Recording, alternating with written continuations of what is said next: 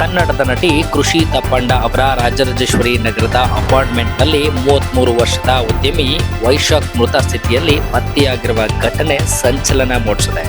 ಘಟನೆಗೆ ಸಂಬಂಧಿಸಿದಂತೆ ಆರ್.ಆರ್. ನಗರ ಪೊಲೀಸರು ತನಿಖೆ ಆರಂಭಿಸಿದ್ದಾರೆ. ಮಾಹಿತಿ ಪ್ರಕಾರ ವೈಶಾಖ್ ಮತ್ತು ಕೃಷಿ ತಪ್ಪಂಡ ಹಲವು ವರ್ಷಗಳಿಂದ ಪರಿಚಯಸ್ಥರಾಗಿದ್ದರು. ಘಟನೆ ನಡೆಯುವ ಮುನ್ನ ವೈಶಾಖ್ ಅವರು ಕೃಷಿ ತಪ್ಪಂಡ ಅವರಿಗೆ ಕರೆ ಮಾಡಿ ಆತ್ಮಹತ್ಯೆ ಮಾಡಿಕೊಳ್ಳುವ ಕುರಿತು ಸುಳಿವು ನೀಡಿದ್ದಾರೆಂದು ಹೇಳಲಾಗುತ್ತದೆ.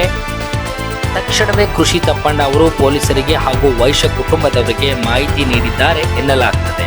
ಸುದ್ದಿ ತಿಳಿದ ಕೂಡಲೇ ಪೊಲೀಸರು ಸ್ಥಳಕ್ಕೆ ಧಾವಿಸಿ ಪರಿಶೀಲನೆ ನಡೆಸಿದ್ದು ಮೃತದೇಹವನ್ನು ಮರಣೋತ್ತರ ಪರೀಕ್ಷೆ ರವಾನಿಸಿದ್ದಾರೆ.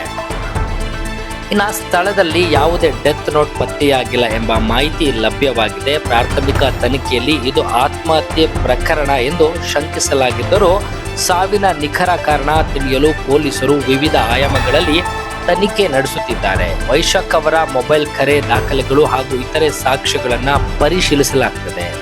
ಈ ಘಟನೆ ಸ್ಯಾಂಡಲ್ವುಡ್ ವಲಯದಲ್ಲಿ ಹಾಗೂ ಸಾರ್ವಜನಿಕರ ನಡುವೆ ಸಾಕಷ್ಟು ಚರ್ಚೆಗೆ ಕಾರಣವಾಗಿದ್ದು, ತನಿಖೆಯ ನಂತರವೇ ಪ್ರಕರಣದ ಸಂಪೂರ್ಣ ಸತ್ಯಾಂಶ ಹೊರಬೀಳಬೇಕಿದೆ.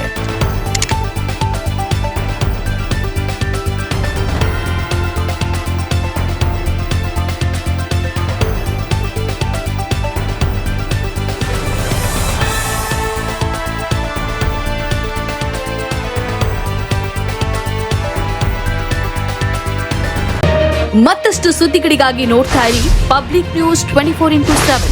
ಇದು ಸತ್ಯದ ಧ್ವನಿ.